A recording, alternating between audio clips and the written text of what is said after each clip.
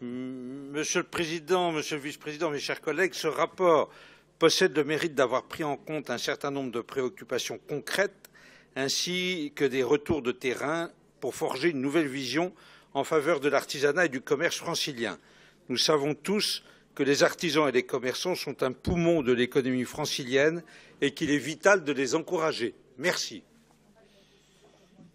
Voilà, nous avons été surpris de constater dans ce texte des mesures tout à fait extraordinaires consacrant la discrimination positive et nous voudrions que soient supprimés des modules de suivi et d'évaluation les phrases suivantes relatives au nombre de femmes bénéficiaires de prêts d'honneur ou au nombre d'habitants des quartiers politiques de la ville bénéficiaires de prêts d'honneur.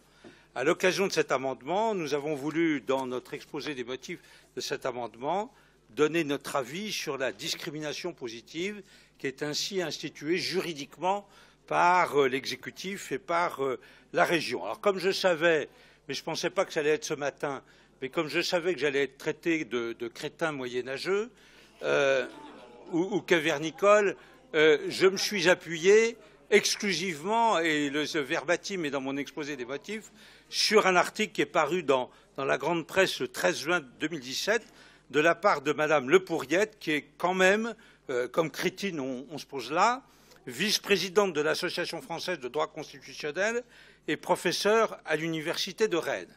Que dit-elle sur la discrimination positive? Il s'agit, en substance, de passe-droits accordés aux membres de certaines catégories pour leur permettre d'échapper aux critères de droit commun.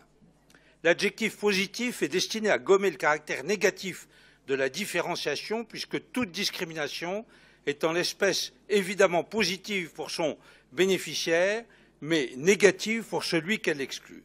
Et dès lors que l'on prétend ériger la lutte contre les discriminations en politique publique, il est totalement incohérent de prétendre parallèlement les encourager en faveur de certaines catégories et donc au préjudice des autres.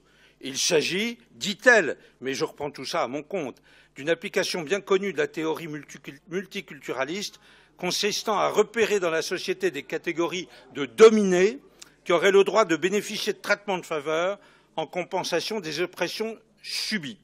Il y a aussi la rhétorique marxiste habituelle selon laquelle il conviendrait d'écarter l'égalité des droits formels pour parvenir à tout prix au forceps à une égalité de fait, dite égalité réelle, à cette différence près que le marxisme, le socialisme s'intéressaient aux classes, alors que le culturalisme se préoccupe des races, des religions et des textes. Notre Constitution, dans la plus pure tradition républicaine issue de la Révolution française, consacre une stricte égalité des droits entre tous les citoyens et vous êtes en train de la violer. Et ce type de mesure, surtout préférentielle, a un coût social, moral et politique très lourd.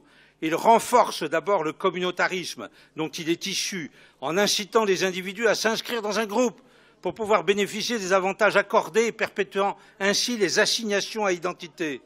Une société qui remplace la méritocratie républicaine par la médiocratie sociétale et instaure un système où les catégories ethno-raciales et sexuelles se partagent le gâteau, se met en péril et menace gravement la paix civile. Il va falloir conclure. Que ressent le citoyen qui lit dans un quotidien ces propos du président d'un gros groupe français? Lorsque nous rencontrons un candidat qui a un prénom d'origine étrangère, il a plus de chances d'être recruté. Inutile de jouer les tartuffes devant la montée des extrêmes que nous sommes. Monsieur Saint-Just, on va écouter la réponse du vice-président et je demande aussi aux autres élus de respecter chacun quand il s'exprime. Monsieur Saint-Just, la réponse du vice-président. Malheureusement, mais je pense que vous le comprendrez parfaitement, nous sommes contraints de nous abstenir sur ce rapport, qui est un bon rapport, mais qui est affligé de ce marqueur qu'est la discrimination positive. Je suis étonné que ça vienne de votre majorité et je demande à ce qu'on lise le texte que j'ai mis dans l'exposé des motifs de mon amendement et qu'on y réfléchisse, mais nous allons donc nous abstenir. Merci.